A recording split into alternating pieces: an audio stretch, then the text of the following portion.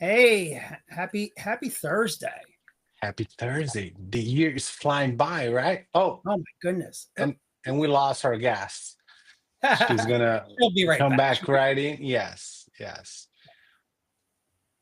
That's the beauty of technology. We're still figuring it out ourselves. So yes, yes. And it's gonna be an amazing conversation. Margaret, it's amazing. And by the way, a fun fact, do you know where she's located at? where's she located? She's in Alaska. Can you Oh believe my that? goodness. Wow. Yes, yes, We yes. we are I we keep going global all over the ways.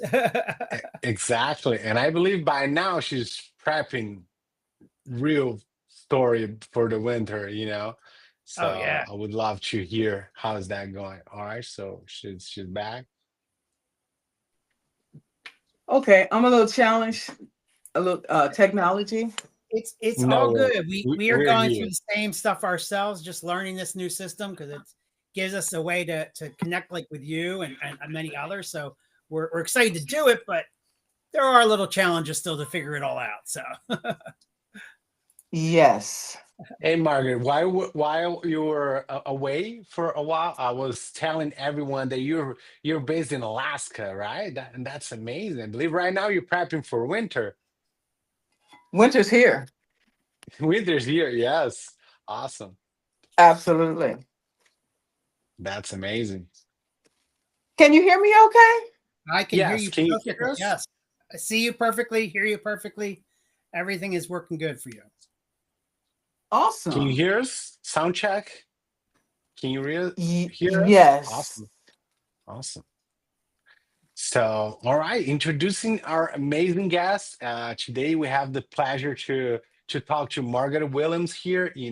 She is an ICF certified executive coach, retired Army civilian, and CEO of Intuitive Professional Coaching.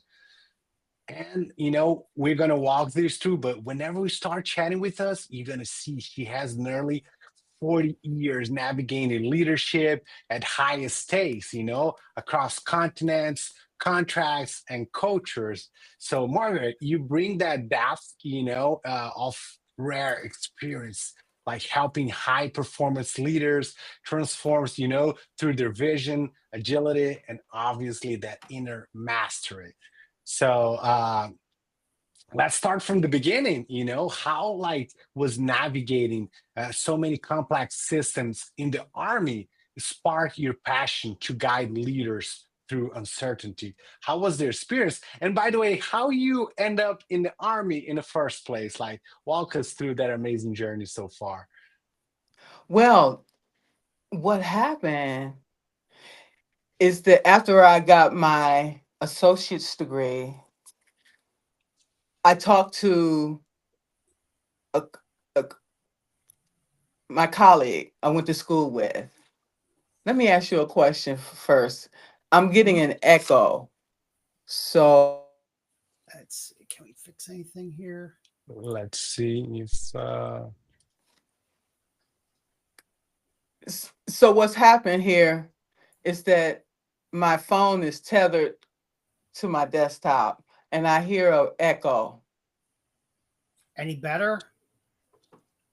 Uh I'm not sure.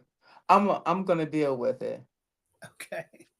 So I got an opportunity to give him my resume and he sent it to his sister-in-law who worked for the Corps of Engineers as a project manager, program manager.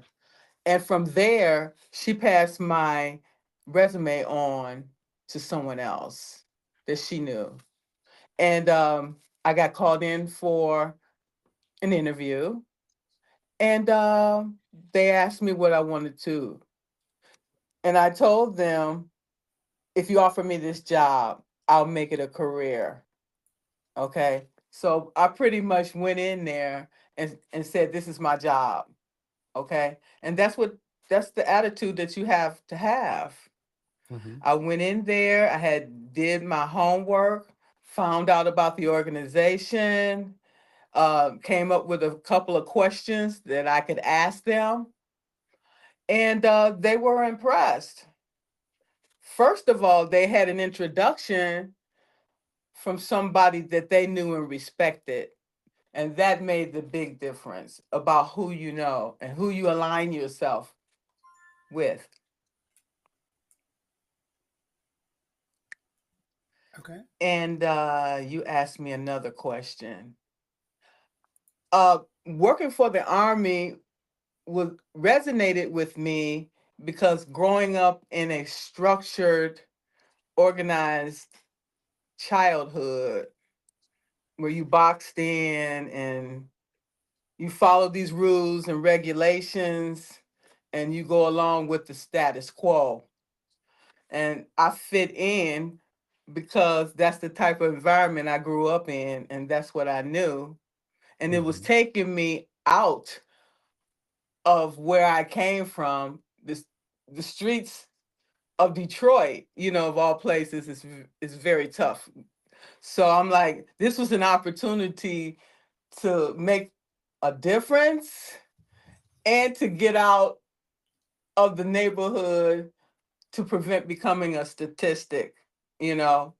So I wanted more for myself and I wanted to be a positive role model for others. So this was the way for me to be able to accomplish that goal.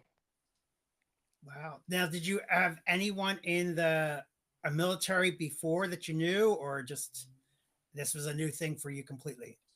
It was new completely, but we enter new things all the time. Sometimes Mhm. these things are forced on us and we have to adjust. Yeah. So to me, it was a calling for me to do something better, something greater. I've been molded and shaped like each of us since we were born in the world. And we just realize the things that are calling for us. If we just listen, what other alternative would I have had if I hadn't accepted that challenge? Yep. I only heaven knows. That's amazing. That when you listen to the universe and hear what it's trying to send you, that's a really important thing that many of us will kind of ignore, and we go, oh, yeah, that sounds great, but I don't know if that's me. But you might be told it like several times and you just ignore it. I love, there's a story that someone just told the other day to me about how a guy was on a stranded in the middle of a lake or middle of the ocean, and first comes along is a ship and goes, let us save you. And he goes, no, the God's here, he's going to save me. And then a little bit later a plane comes along and goes, no, God's going to save me. And then finally, he drowns and he goes to God and he goes, God, why didn't you save me? He says, well, I sent you the ship, I sent you the plane, what'd you expect? For me to fly down and Yeah. help you out. Yeah. Exactly. So when we listen to these signs, whether it's a person or something just dropping into our lap, and then take that leap of faith forward, it's usually always a good experience in which we learn a lot of valuable lessons. Mhm. Even Eh, with the challenges that might come with it. Exactly. Exactly. Yeah. Any step forward is a positive step in the right direction. That's amazing.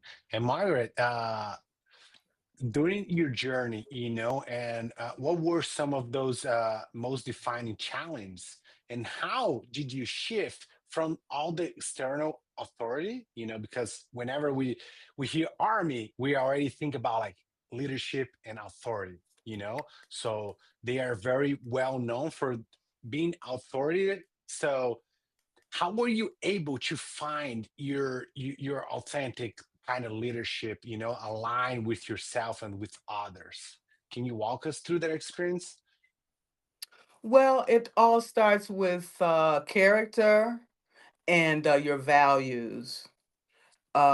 Before I started to go to work for the Corps of Engineers, I noticed that our values were in alignment. That's very important for shared goals and shared interests. Okay, because employees want to know what's in it for me. And in order to get their buy-in, they have to understand their roles, their responsibility, and what they're going to get out of it. What we're getting out of it actually is more of like altruism. Uh, when you go by to see these buildings that we built for the military, or the infrastructure, or whether it's the levees in Louisiana, we can take pride for the work that we've done to make a difference for the people that live in these communities and in the world. So that is more gratifying to me than even a paycheck, because I didn't work for the government for money per se. It's the feeling that you get from helping others. Mhm. That's amazing. That's And, why I stayed with the Army as long as I did, because it was so gratifying. I had such a dysfunctional upbringing with abuse and everything. So dedicating my life to service is the biggest contribution that anybody can give to the world, because each and every one of us have skills, expertise, and knowledge. And it's a travesty not to be able to utilize this to help others, to elevate others, and we rise together. mhm. Amen. Khalil And said if you were more people thought like that, the world would be a much better place. absolutely. So it takes each and every one of us to make that happen. And that's why you all are here Mhm. uh, telling your stories. Exactly, exactly. We want to share the stories of others, because without us learning about others and their life, we don't realize how much in common we have, let alone how unique we are. So we, in both ways, we want to learn those things and learn how to grow together, instead of fighting with each other about politics or whatever. We need to learn and understand who each and everyone is, and how much we are like them in many ways, because there's a common thread around all of us, and we just need to understand that. Absolutely. And I realized that in my work and living internationally, that we're more the same than we are different. We might Mhm. speak a different language, but mostly our needs the same. Think about it. Basic needs, Yep. you got safety, belonging, and we have more in common than we realize. But Hmm. when a lot of people just live in one place their whole life, they're limited of how they see the world. Yep. Okay? And then when you travel outside of where you live and explore different areas, then you realize, wow, they do this over here. They do this, and they eat this, and Hmm. it just opens your whole world to a whole new thing, like the Matrix. Yeah. But what I also like is, in addition to that common thread like that, I like that when these conversations happen, someone resonates with what you're saying and goes, "Wow, I didn't know anyone else had that or did that Yeah. or felt that." and that's a even bigger thing, because so many people think that they run in their own little world, and no one else feels like they do. No one else has the issues they do. No one's going through what they did. They don't understand that until they hear it and they go, oh my goodness, I'm not alone. And that's what I love about these stories. And that's I think the core of it all is the common threads, as well as the connections to each other of how those stories help each other. Absolutely. You can see how everybody is coming together through all of this chaos. How come we can't do that during peaceful times? Mm-hmm. Because we're too caught up into ourselves. I. No man is an island, and we all live in this world together. Why not be a community and come together and help each other grow Yeah. Amen. exponentially? Yeah. It Now, Yes. starts now, here. Khalil said that you were in Alaska. What took you to Alaska? Well, you can, as a civilian, I can only stay overseas for so long. And because of everything we have to go through, everybody should go back home and do a reset. Mm-hmm. Okay. Because being here in Israel, the first time it was 5 years. I went back to the States for a couple of years, and then I came back, and then I left uh, after 6 years. Okay, because when you're dealing with all these mortars coming in, and then you have to take cover and all the Mm-hmm. other things you have to deal with, it takes its toll on Okay. you physically, mentally, emotionally, and the things that I experienced in Iraq, being around all these burn pits, Mm. they burning all this stuff, you inhaling all of this stuff. Some people I work with died of cancer. Mm. Some things you just don't want to know, and having to have anthrax. I didn't want it, but they said if you want to deploy, you're going to take it. So it was either I was going to go back home uh, and take my chances on a reduction in force, or I was going to go to Iraq. So at that time, I had limited time. And then if they do a reduction in force, I would be one of the first ones to leave because I didn't have enough time in service. So I just chose to go to Iraq instead. But it's a lot of things that you go through. Even as a civilian, I had all the military gear. They're not going to give us a weapon per se. Right. Okay. But they did take us out there and show us how to use a weapon. Okay. Very powerful. But I never wanted to own one because don't pull out a gun unless you're going to use it. Okay. Right. So I Right. got a lot of experience um, that I wouldn't have gotten if I hadn't took that job, if I hadn't have went to Iraq, if I hadn't have went to Israel twice, I would have still been the same grade. Okay, I would not have been promoted. Okay, Mm-hmm. so the reason I got that job, affirmative action at that time, I filled two quotas.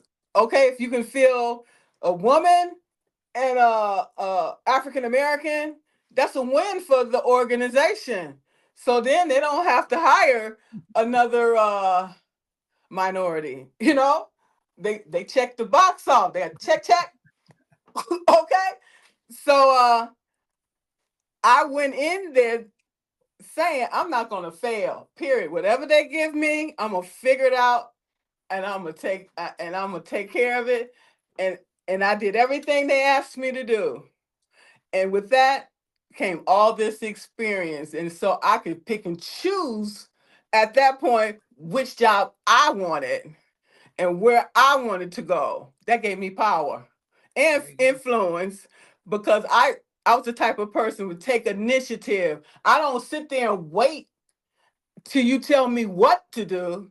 I will do something and I say, is this good enough for you?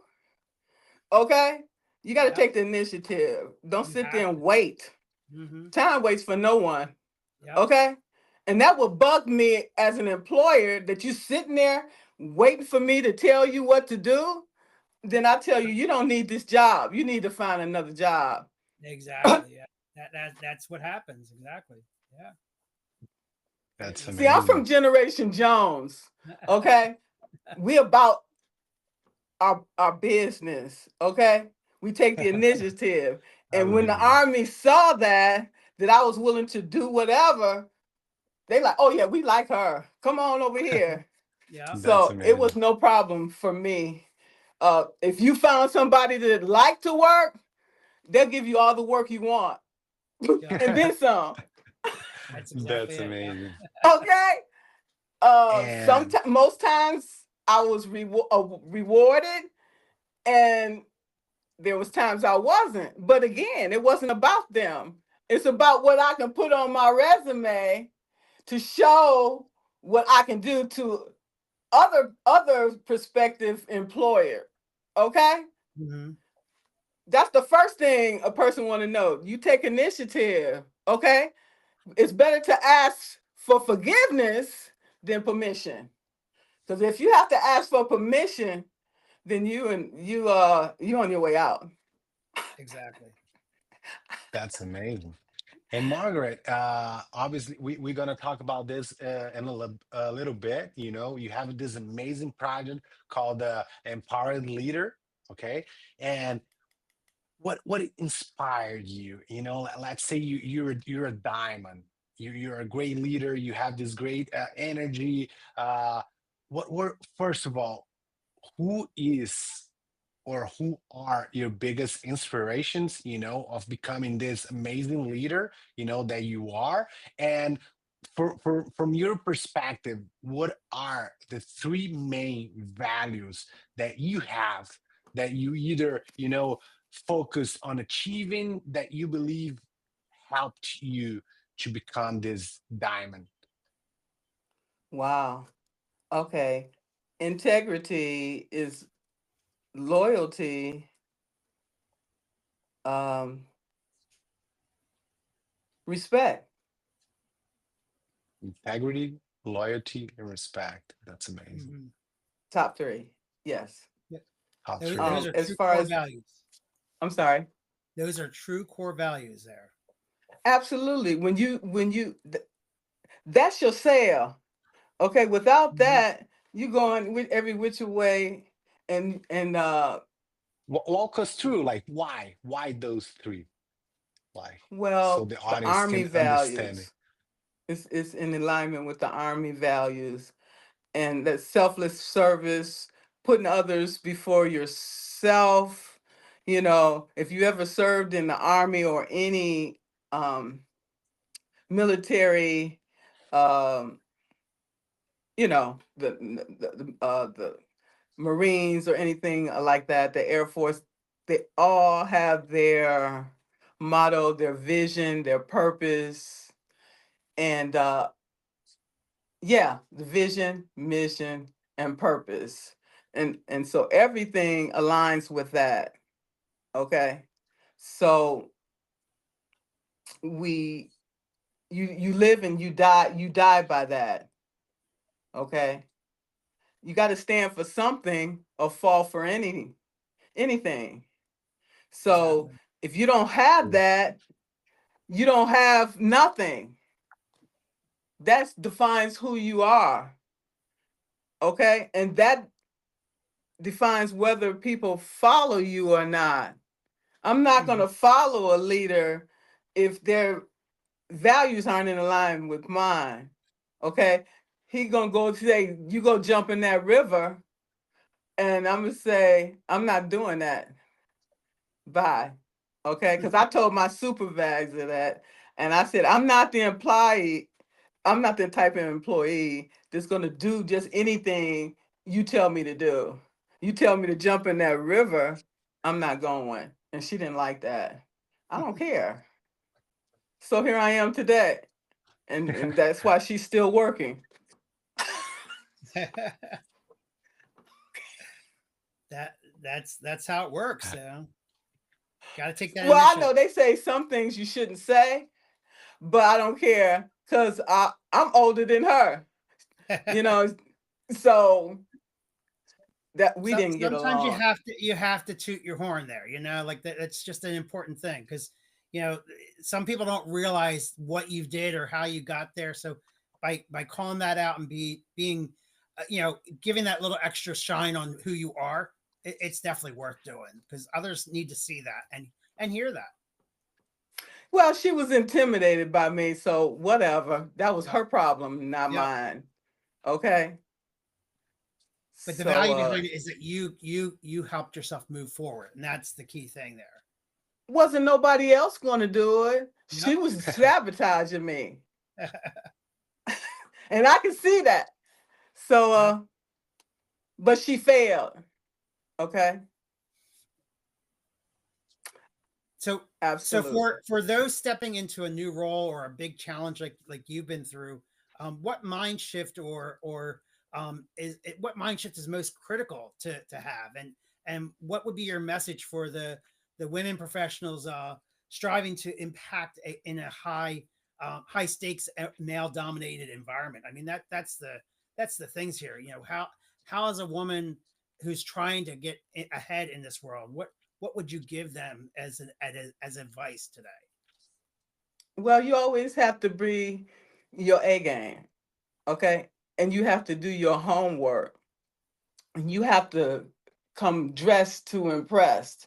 What I mean, not necessarily clothes wise, what I mean is mentally and being savvy with doing your homework, coming with stats, whatever you need, so you can show people who you are and that you mean business and be Mhm. unapologetic about it, but be respectful. Exactly. Yeah. That's amazing. Yeah, And because Margaret, I'm in there talking to colonels and chiefs and um, area engineers and things like that.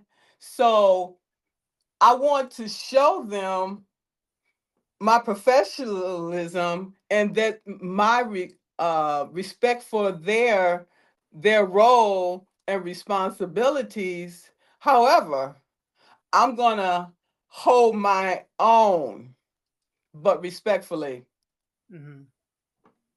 In today's environment with how the military is kind of shifting a little bit, is there any advice you would give to help them work through this, because it is going to be more of a challenge for some women right now, the way they're moving. Oh, it is. I I I would say less, because you don't want to give people the ammunition to use against you while you're planning your exit. Okay, Mm-hmm. because things are not going to get better under this administration. Mm-hmm. They have removed all collective bargaining, and the employees are at a disadvantage Mm-hmm. completely. Yep. If you give them any reason, they will fire they will fire you. And so nobody can afford that.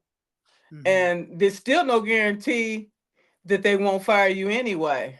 Right. So that's why I tell people, start planning your exit plan. I'm glad I started with the government when I did. Mm-hmm. Okay? Because now you couldn't offer me a government job. I would never take it. Yeah. And that's a That's the sad reality. thing to say. Yeah, that's a very sad statement to hear, because there was a time where it was an honor and a pleasure to work for the government, and it was like kind of a career goal for many because they knew that they would get into a job that was steady, stable, and helping people. And now you don't even know if you can help anyone, let alone if it's steady or stable. I can tell you right now, with this government shutdown, I can't even submit my Army pension paperwork. There's no one to talk to. Um, my my emails are returned, Wow. and it's not only just Wow. impacting me. Think about all the people that lost SNAP in the right before Thanksgiving. Yep. So what are they? How are they going to eat? And how are they going to feed their families? And who in the hell would do this? To it's inhumane. Exactly. Yeah. Mhm. So I don't know. I don't know. How I'm gonna pay my rent next month if I don't get my pension because I had to buy a bedroom house to come here, which I could ill afford because I couldn't find nothing else because Hmm. it's limited inventory. Yeah. When I was overseas, so I had to try to buy a house from there because I have dogs. Okay. Okay, so I was working with a realtor, and every time she go to a house, there's already 3 or 4 offers. So I lost 3 houses. Okay, so this house, I see why it was available because all the work that needed to be done. So I had to take money from my retirement to fix up the house to make it livable for me. Hmm. So I'm looking to get out the house. I talked to someone about it, and she said, "Oh yeah, we can put you in a 3 bedroom house, but it's gonna cost you the same amount of money."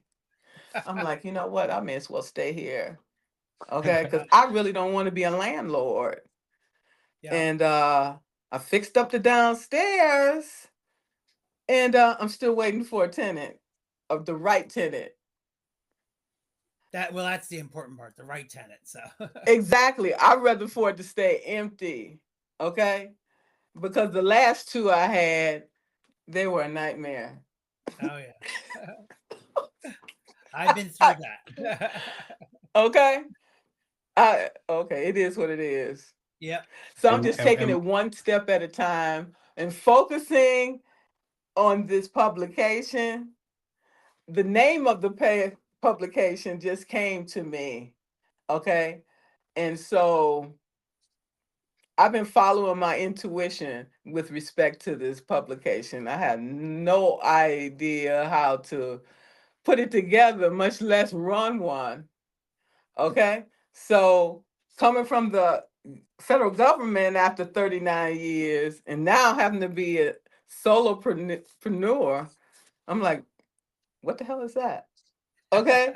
And trying to figure out who I am now and all these things at the same time. Okay. Yep. So it Yep. is what it is. But I'm enjoying it because I'm doing all this for me, not somebody else. They yes. getting all the glory, the fame, the influence, and the rewards, everything, while I'm just getting just a paycheck. And then when I leave, they don't even recognize my existence. It's like I just never existed. So we That. have to value ourselves. We can't put Mhm. our everything in these jobs because you can die today. They'll throw you on the floor and say, "Hey, here's an empty desk. Get to Yep. work." Pretty much it. Yep. Exactly. And Margaret, you have this amazing project, called the Empowered Leader. Walk us through. Tell the audience what it's all about. How can they find you? How can they benefit from this amazing project that you're doing? Well, I'm putting it together step by step based on my expertise, my knowledge. And so it's been a slow process, but basically, I started talking to women working in a non-traditional field, working in the, with the military and in construction, okay, of all things. I just ended up there and I just followed my career through. I really enjoy it, and everything that I learned administratively, I've been incorporating into the Empowered Leader. Okay. And now I'm working on development of products and services that is going to help um, uh, my paid and founding members. It's Mm. just putting it all together, and it takes time. Okay. I put out a survey, like 344 people read it. One person replied. I learned something from that. I could have maybe made the survey shorter. Yeah. Okay. So everything I am doing is through trial and error. That's the same thing I did my whole life. I didn't know what I was doing. Try things and see Yep. what works, what doesn't, what failed. I wouldn't say fail. I would say what didn't go as well as I would like. Yeah. Then what can I do to make it better? So it's all coming together. It's just a process. Um, and just remembering that I'm no longer in the military, and that meeting people where they are and seeing how I can um, bridge the gap and help them to achieve their goals. I am very good with strategy, and I can see things from the outside that other people can't see. And so with this, I have able to help various people, giving them ideas with their business. Hmm. Okay. Well, since I have this gift, why not get paid for it? Okay. Exactly. Yeah. Yeah. It's more than time because I've been here for a year. Um, this is a business and I have to treat it as such. Nice. Now, are you building your publication on Substack, or are you building it elsewhere, just so that we can let our audience know to keep a lookout for it? Well, what I've found is it's best not to put all your eggs in one basket. Okay. Okay. Because, say, for example, somebody buys Substack today. Okay.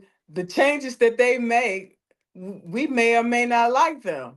Yep. Okay. So I have a footprint on LinkedIn where I have over 14,000 connections because of my work with the military over the 39 years. And a lot of people that I worked with in uh, the military over my career, I have on Facebook, okay, and also adding people on IG and Hmm. Threads. I also have my YouTube up, and I'm getting new subscribers there. I'm Okay. also on Spotify and Apple, and all the others, That's Overcast, amazing. and wherever else I can be, I'll be there too. Now, are you planning to do more podcasts like, or are you doing more newsletter like? Well, I don't think I should limit myself at all. So Okay. I do writing, I do audio, podcasts, and anything else I can think of. Okay. That's That's what we fantastic. have to do in today's world because there's a lot of coaches, marketers, consultants. What's going to set us apart from everyone else? Okay, so I'm always thinking, reflecting, and coming up with ideas. When we Excellent. And don't, that's when we become obsolete how the very audience quickly, can find you? right? Because Uh, I made the Rising Business Bestseller list, but for one day. So that goes to That's show amazing. you how competitive Substack is. Yeah. Okay, Amazing. so Congrats. Congrats. you can't put any stock in the numbers. I stopped counting it. I like let it go. Just focus on my work and providing value to my subscribers, and then I've done my job. Exactly. Exactly. Well, we will share your publications from all the different areas so that everyone has access to that, especially the Substack, but also the LinkedIn and Instagram, and also that will be on when we release this, and you'll be able to also publish this on your page if you like, so this conversation can be shared there as well. Thank you so And for much the for the opportunity. Thank you for being part of this. This is a pleasure having you with us, and we are going to go over to Kornerz and have the ongoing conversation just to talk a little bit more. And if anybody wants to join us on Kornerz, they can come on over on the app. We are on there on iPhone right now on the iOS version. So please join us over there. And we'll have a little more conversation where you can talk directly with Margaret and ask her direct questions. So we look forward to that, and we thank you again, Margaret, for being part of this. Absolutely. Thank you for the opportunity. You're amazing. And to the audience, make sure, here's her name, Margaret Williams, like she said, she's on LinkedIn, she's on Substack, she has her website. So make sure to, find her on your available social platform. And you're gonna be amazed by her work and her writing and all the content that she's putting out there. She is the real deal. Amazing, Mhm. Margaret. Thank you. Thank you so Thanks, much. Margaret. All right, bye-bye. Bye. All Bye right, see you bye. on the other side. Bye bye now. Okay. Thank you, Bye bye. All right. everyone. Have a great All day. Bye right. See bye, you guys. Monday. All right. See y'all. Okay. Where I need to